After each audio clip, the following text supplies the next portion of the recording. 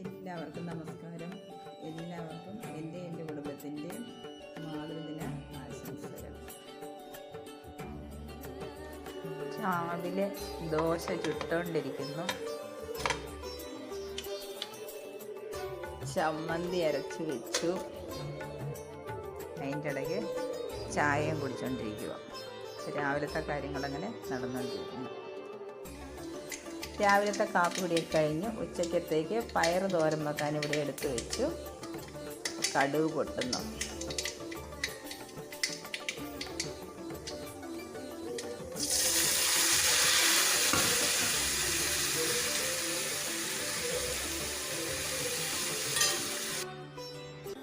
മീൻ പീര വെച്ചത്, ഇന്നലത്തെ മുള്ളാത്തക്കറി സ്പെഷ്യൽ, അതുമാണ് ഇന്നത്തെ ഉച്ചക്കത്തെ വിഭവം. എല്ലാവർക്കും ഒരിക്കൽ കൂടി മാതൃദിന ആശംസകൾ.